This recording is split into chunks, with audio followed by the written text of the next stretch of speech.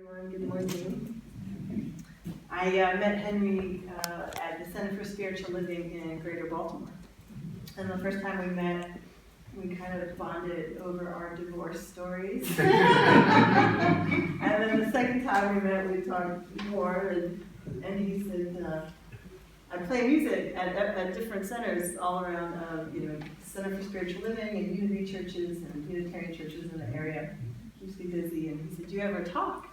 And I said, no. He said, well, you should. So thank you for being my guinea pig audience. But since I'm more comfortable sharing music, I thought I'd start this talk. This talk is about the gift of my pain, the gift of our pain, and how we can find gifts in the pain. So I thought I'd share with you my song, Through the Gift of My Pain.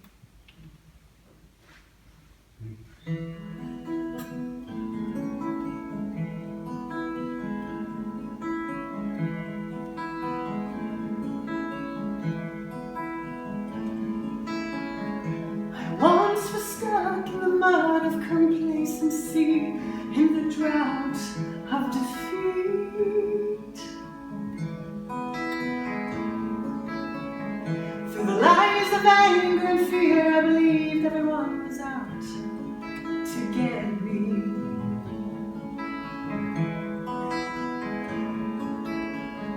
It became my traumatic story, and I always searched for a sympathetic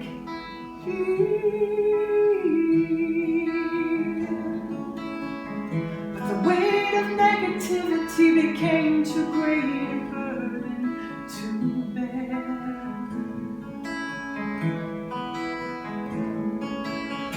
Through the gift of my pain, I found peace. Through the gift of my pain, I found joy and happiness. Through the gift of my pain, I found love, and I am grateful for the gift of my pain.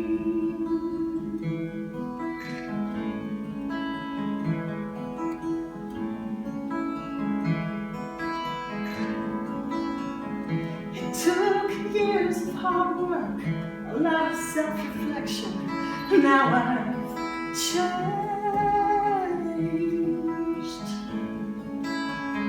I'm no longer afraid of fear. I'm no longer afraid of pain.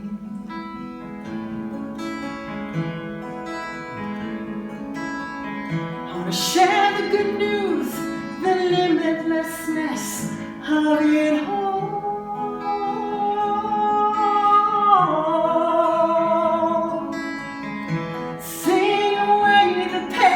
Break down these walls.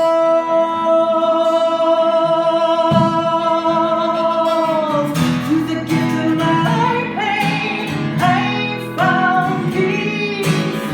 Through the gift of my pain, I found joy and happiness.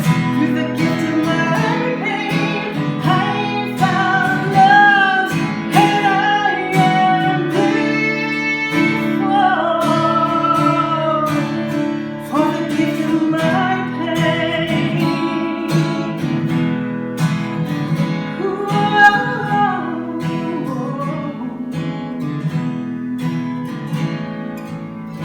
I can finally feel the sweetness of love.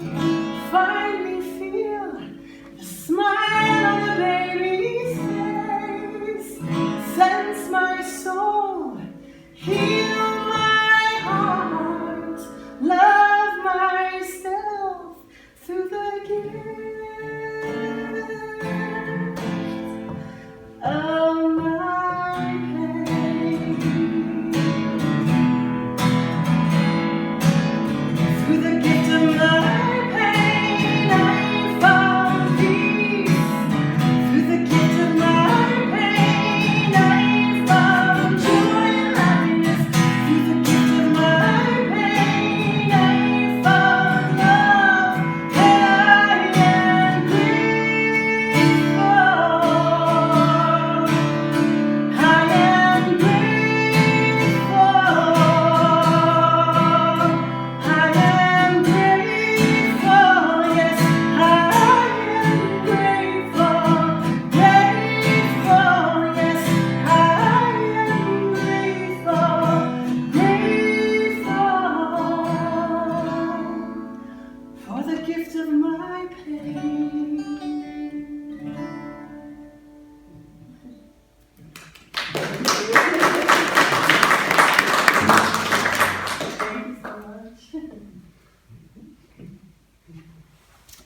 I once was stuck in the mud of complacency, in the drought of defeat, in the lies of anger and fear. I believed everyone was out to get me.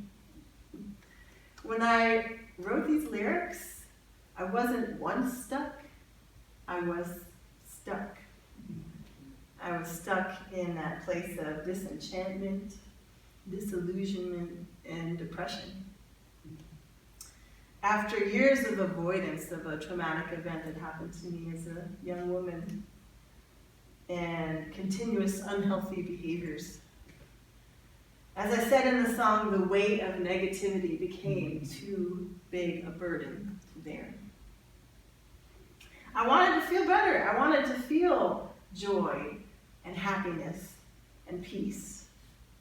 So I wrote these lyrics in the hope that I could manifest these feelings. Pain, we all have it. We all experience it. For some of us, it's a moment in time that changes us and lasts a lifetime. For others, it may be a slow, drawn-out process, eating away at our inner peace until we have nothing left to lose. In his book, The Prophet, Khalil Gibran writes, "Your pain is the breaking of the shell that encloses your understanding." I knew somewhere deep inside that I could live with the weight of my pain, and not just survive, but thrive. I just had no idea how to do that. So when I wrote these lyrics, I did not believe them. I finally started allowing myself to believe in the hope of these lyrics because I really, really wanted to figure out how to be and live what I always wanted to be, was just simply content. What changed for me is that I decided to dedicate myself to a daily practice of meditation, pranayama, and yoga. I had been meditating and doing yoga since about the age of 26. A friend of mine took me to a group meditation class and a yoga class at the Baltimore Yoga Village for the first time, and I was hooked. I loved it. I loved the way I could connect to myself through breath and through movement, and by doing so, connect with the cosmos at large. Then life happened. I had a baby. I had a divorce. And then I dedicated myself to music as a career, which was scary and time-consuming. And throughout these years, I still went to yoga class and I still meditated, but it was sporadic and unintentional.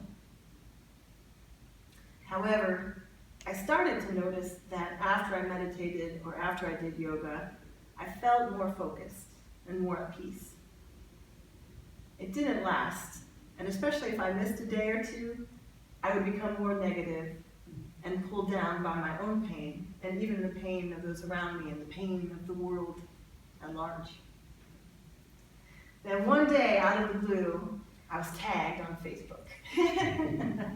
A friend of mine tagged me as someone who taught guitar, and it turns out my friend Anjali, who's the owner of the Baltimore Yoga Village, was looking for guitar lessons.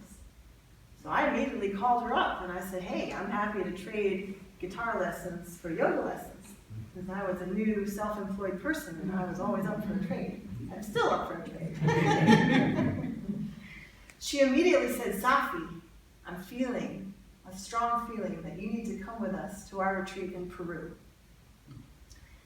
This was about 5 years ago, and I was just starting to come out of this shell of pain.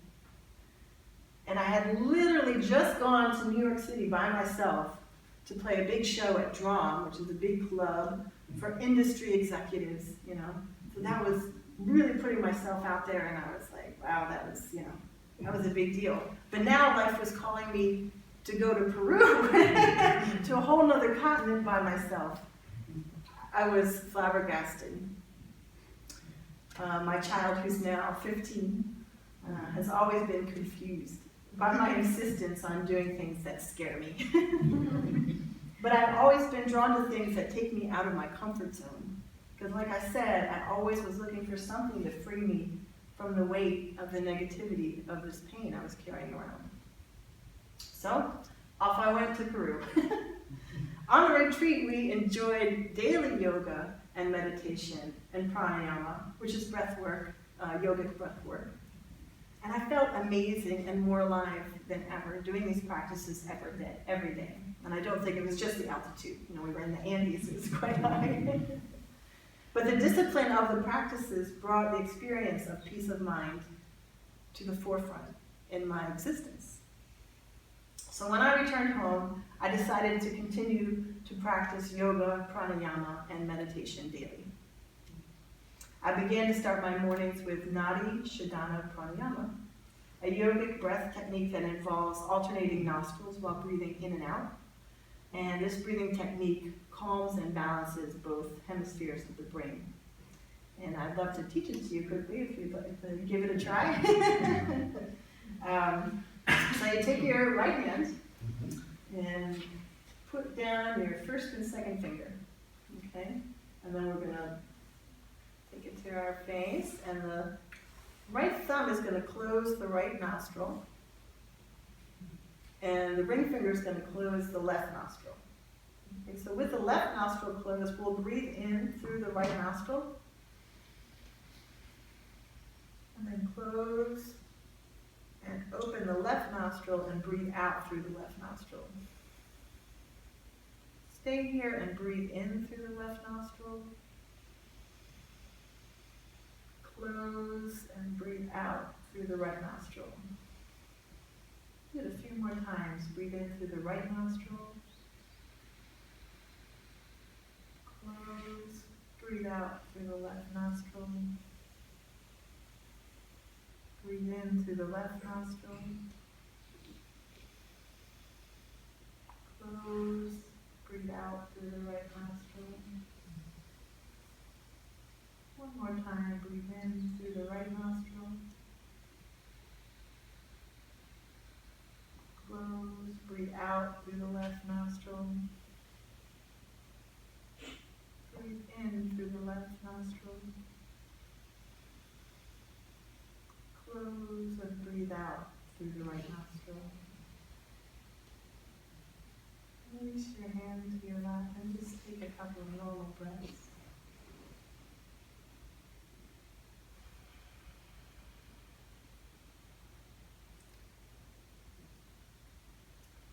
Do you feel a difference in your state of mind, your physical body? For me, it's quite palpable and quite immediate. So it's good to remember when you're at work and you feel a little stressed out. You can take just a few minutes and ground yourself again. Another important part of my practice is the art of creation. I've been a musician my whole life. I started out in classical music. I went to Peabody and studied with teachers at Juilliard, and then switched and became a songwriter. And for me, when I write songs, that's my ultimate form of creation. But it often feels like song channeling.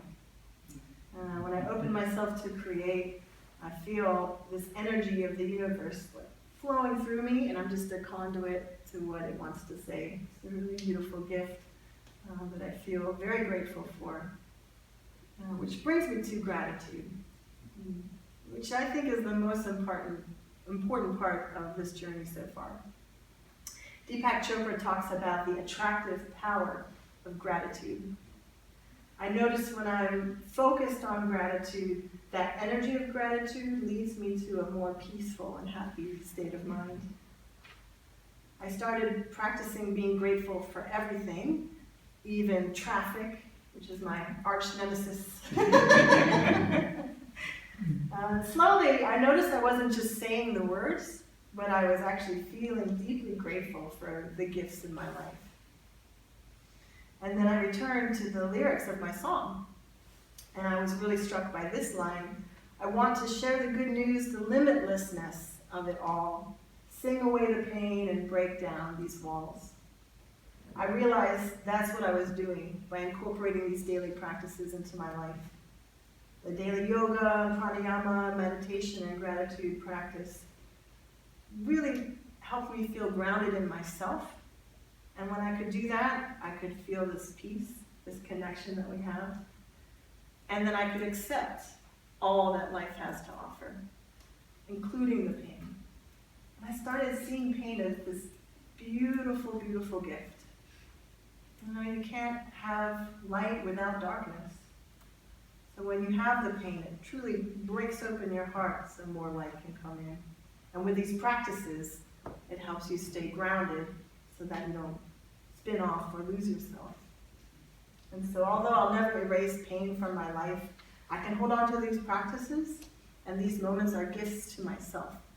Gifts of solitude, gifts of connection. There's a Zen proverb that goes, you should sit in meditation for 20 minutes every day, unless you're busy, and then you should sit for an hour. And I realized for the first time in my life what that meant, you know? What it truly felt like, and how dedicating myself to myself brought me to a place of calmness and enabled me to move through my pain rather than get stuck in it.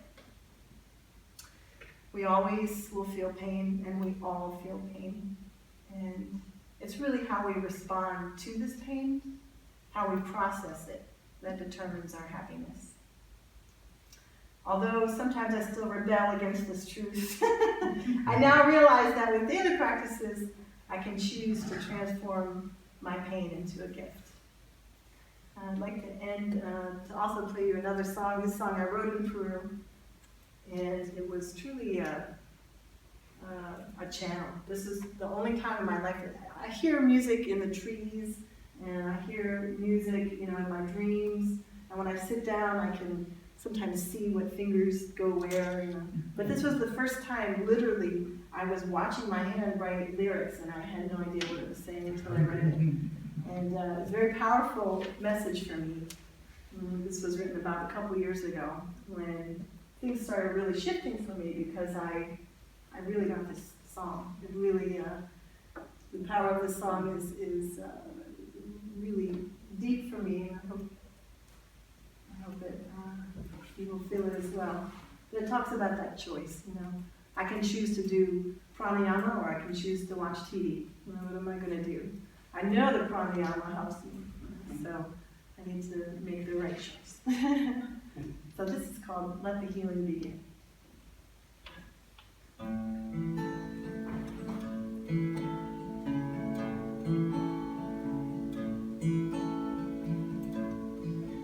In the dark night of the desperate soul,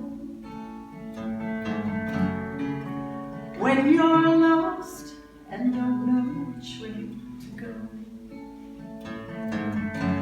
you've come so far you don't know where you've been. This is where the healing begins.